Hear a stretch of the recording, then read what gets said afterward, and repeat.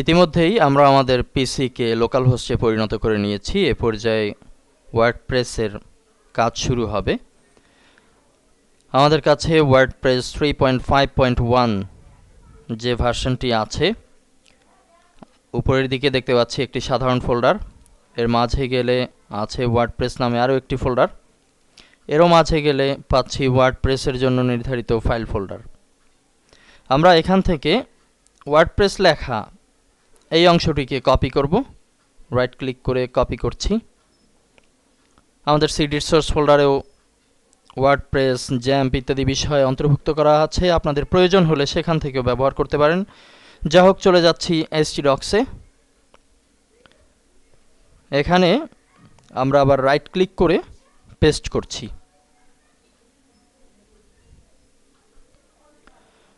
যথারীতি পেস্ট হয়েছে।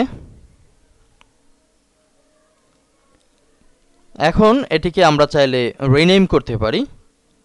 আমাদের ওয়েবসাইটের যে নাম দেব সেই রিলেটেড একটি নামের মাধ্যমে আমরা রিনেম করে দিচ্ছি। লিখছি নেক্সট ওয়ার্ড, এরকম কিছু।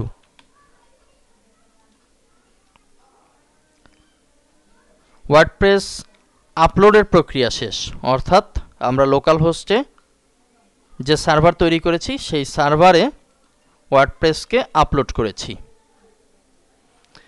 এখন আমরা এটিকে ব্রাউজ করব। ব্রাউজের জন্য যেতে হবে যে কোনো একটি ব্রাউজার এবং সেখানে যে অ্যাড্রেস বার আছে সেখানে লিখতে হবে লোকাল হোস্ট।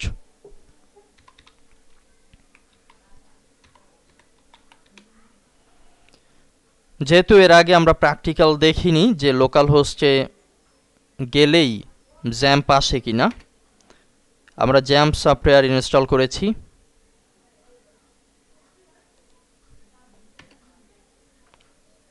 যথারীতি সেটি কাজ করছে কিনা এটির প্রুফ দেখার জন্য আমরা শুধুমাত্র লোকাল হোস্ট লিখব এবং পরক্ষণেই যদি দেখি যে এই লোগোটি বড় আকারে চলে আসলো, তাহলেই বুঝতে হবে যে লোকাল হোস্ট কাজ করছে। এখান থেকে আমরা একবারের জন্য ইংলিশ করে দিতে পারি। এটি হচ্ছে পরবর্তী ইন্টারফেস, জ্যাম্প ফর উইন্ডোজ। যেহেতু আমরা উইন্ডোজের জন্য ডাউনলোড করেছিলাম সেটাই প্রদর্শিত হচ্ছে। বাম পাশে phpMyAdmin অপশন ব্যবহার করে আমরা ডাটাবেস তৈরি করব। এই বিষয়টি আমরা পরবর্তীতে দেখছি। লোকাল হোস্টের আন্ডারে একটি সাইট কিংবা ফোল্ডার আমরা অন্তর্ভুক্ত করেছি ওয়ার্ডপ্রেসের, যেটির নাম ছিল নেক্সট ওয়ার্ড। এটি লিখে এন্টার করছি। চলে আসলো ওয়ার্ডপ্রেসের কনফিগার পেজ। এখান থেকেই কনফিগারের প্রক্রিয়া শুরু। ক্রিয়েট এ কনফিগারেশন ফাইল, এখানে ক্লিক করছি। 5টি কাজ করতে হবে। একটি হচ্ছে database name, database user name, database password, database host, এরপরে টেবিল প্রিফিক্স।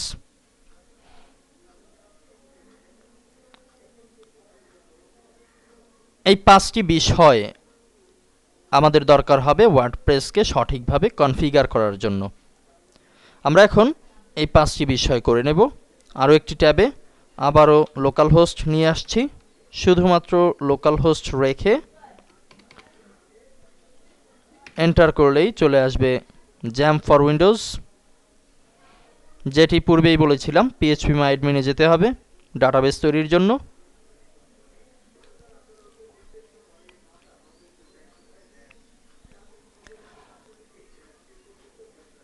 এখানে আমরা আমাদের সাইটের জন্য একটি ডাটাবেস ক্রিয়েট করব। এই মুহূর্তে বাম পাশে বেশ কিছু বিষয় দেখতে পাচ্ছি। উপর থেকে ক্লিক করছি ডাটাবেজ।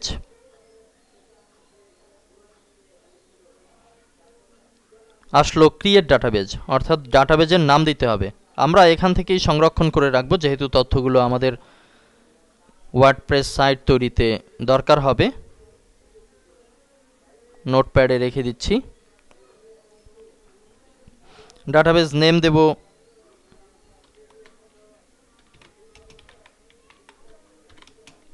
আমাদের সাইটের নামের রিলেটেড নেক্সট ওয়ার্ড। এরপরে একটি হবে ইউজার আরেকটি হচ্ছে পাস। লিখছি নেক্সট ওয়ার্ড, যথারীতি create, database next word has been created.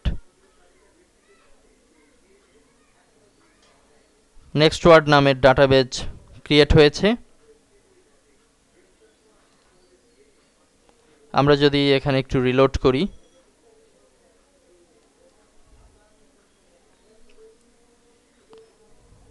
বাম পাশে দেখতে পাচ্ছি নেক্সট ওয়ার্ড। এই ডাটাবেজের আন্ডারে আমরা চাইলে টেবিল কিংবা আরও অন্যান্য বিষয় অন্তর্ভুক্ত করতে পারি। এই বিষয়গুলো ওয়ার্ডপ্রেস তৈরির ক্ষেত্রে আমাদের দরকার হবে না, কেননা ওয়ার্ডপ্রেস সাইট অটোমেটিক বিষয়গুলো কনফিগার করে নেবে। কিন্তু যদি আপনি PHP MySQL ব্যবহার করতে চান, আলাদাভাবে কোনো সফটওয়্যারের জন্য কাস্টমাইজ কোনো কিছু তৈরি করতে চান, তখন এই কাজগুলো আপনার জন্য শেখা জরুরি।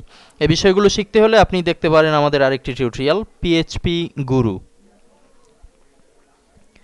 যাই হোক, আমরা এখানে নাম পেলাম। যেহেতু আমরা লোকাল হোস্টে কাজ করছি, ইউজার এটি সবসময় লিখব রুট, এবং লোকাল হোস্টে পাসওয়ার্ড ব্ল্যাঙ্ক অবস্থায় থাকে, অর্থাৎ কিছুই দরকার হয় না। এখানে চলে যাচ্ছি লেটস গো এই অপশনে ক্লিকের মাধ্যমে পরবর্তী অধ্যায়ে। ডাটাবেজ নেম আমরা যেটি লিখেছিলাম সেই বানানটি কপি করে দিতে পারি অথবা হাতে লিখে। ইউজার নেম লিখব রুট, যেহেতু লোকাল হোস্টে আছি এখানে আলাদাভাবে কোনো ইউজার জেনারেট হয় না। Password blank. ডাটাবেজ হোস্ট এটি হবে লোকাল হোস্টে, টেবিলের কোনো প্রিফিক্স থাকবে না। If you want to run multiple WordPress installation in a single database change this. যদি আমি একাধিক ওয়ার্ডপ্রেস সাইট একটি সার্ভারের অন্তর্ভুক্ত করতে চাই, তাহলে এই প্রিফিক্স জরুরি হয়ে যায়। তা না হলে এখানে যা আছে সেটি রেখেই আমরা সাবমিট দিতে পারি। সাবমিট দেওয়ার পরে আমাদের সামনে আসলো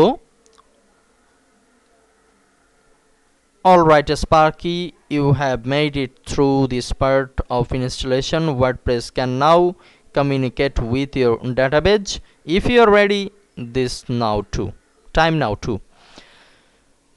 আমরা যদি ডাটাবেজের লিঙ্কটি অর্থাৎ নামটি সঠিকভাবে দিয়ে থাকি, তাহলে এটি অবশ্যই সঠিকভাবেই কাজ করবে। সেটি ইংরেজিতে বলা হয়েছে রান দ্য ইনস্টল।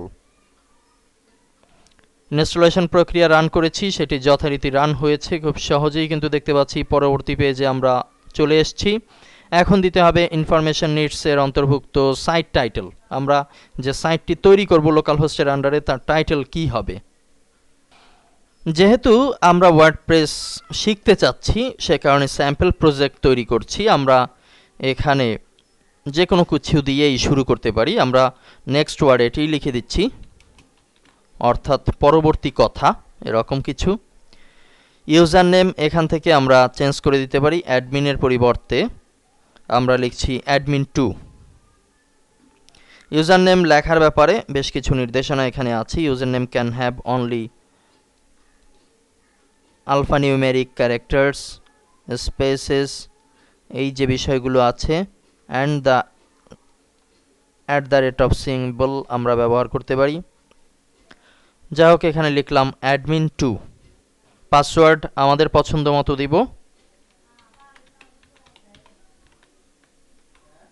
এটি দিলাম।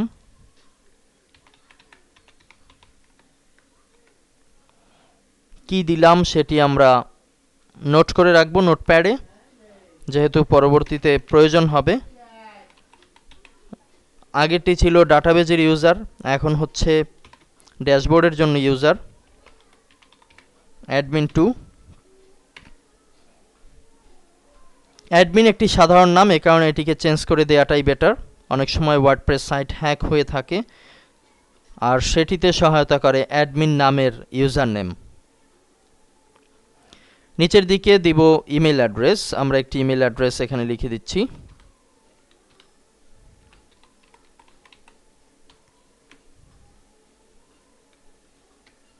আমরা আমাদের নেক্সট বরিশালের যে ইমেল অ্যাড্রেস আছে সেটিকেও চাইলে এখানে ব্যবহার করতে পারি।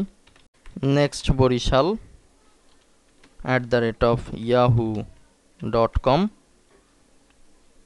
allows search engine to index this site। এটি ঠিক অবস্থায় আছে, এটিই থাকবে। নিচ থেকে ক্লিক করছি ইনস্টল ওয়ার্ডপ্রেস। পরবর্তী পেজ চলে আসলো, success, WordPress has been installed. এখানে আমার ইউজার নেম এবং পাসওয়ার্ড এটি দেখা যাচ্ছে। আমরা লগ ইন অপশনে ক্লিক করতে পারি। আমাদের ইউজার নেম ছিল অ্যাডমিন, এটি হচ্ছে ড্যাশবোর্ডে যাওয়ার জন্য অ্যাডমিন 2, এবং আমাদের পাসওয়ার্ড এটি লিখে লগ ইন।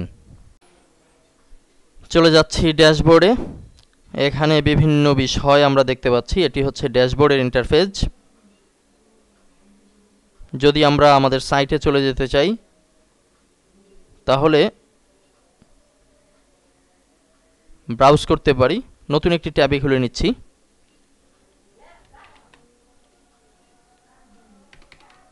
যেহেতু লোকাল হোস্টে আছি, লোকাল হোস্ট লিখে নিতে হবে শুরুতে,